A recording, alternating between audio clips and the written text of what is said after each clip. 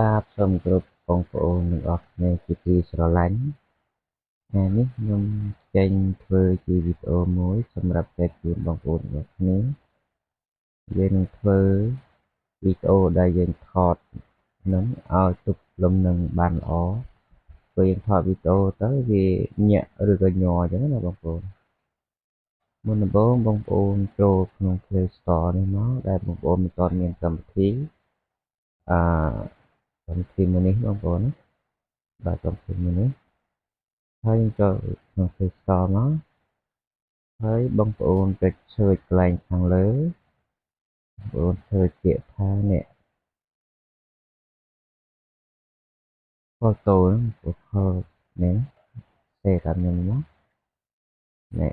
logo បែបហ្នឹងបងប្អូនចុចទៅនឹងមកដំឡើងមួយមកឬក៏ list នេះមកដំឡើងគេហៅថាដំឡើងភាសាខ្មែរហើយចុចទៅនឹងហើយយើងចូលរើសរូបភាពដែលយើងថតនឹងញ័រចូលទៅនេះមកបាទហើយបងប្អូនរើសរូបភាពដែលបងប្អូនថតនឹងមកបាទឧទាហរណ៍ខ្ញុំរើសរូបភាពដែលខ្ញុំថតបានញ័រខ្ញុំចូលរើសសិនបងប្អូន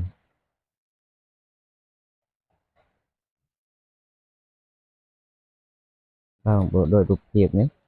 ទៅវីដេអូដែលខ្ញុំថតនឹងវាញ័រនេះរបៀបយើងថតកុំឲ្យញាក់ខ្ញុំកាន់សាប់ឯហ្នឹងទៅមកយើងដើរ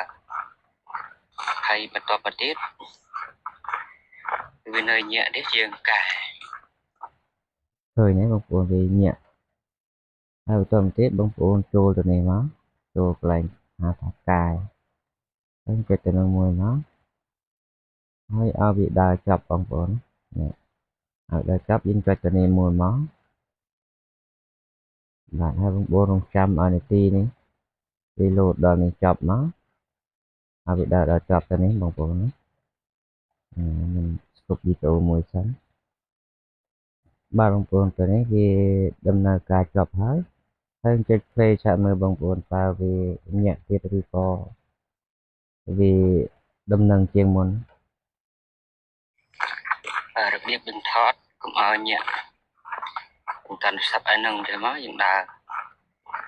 ហើយឃើញទេបងប្អូនវាទុកលំនឹងល្អជាងមុនហើយបើសិនជាมันវាអត់សូវច្បាស់ទៅថ្លាអីខ្ញុំចុចទៅនេះទៀតមកនេះបងប្អូនឃើញវាថ្លាជាងមុនបាទហើយបន្តទៀតបងប្អូនចុចរក្សាទុកច្បាប់ចម្លងនេះណាបងប្អូនចុចទៅនេះមួយមកហើយវាចម្លងទុករូបភាពដែលយើងកែទុកលំនឹងនេះ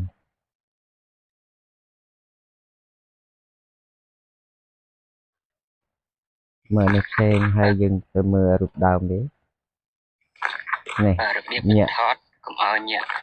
នេះនឹងហ៎បងប្អូនរបៀបយើងថតកុំឲ្យញាក់ឃើញវានឹងអត់បងប្អូននេះរូបភាពទៅនេះ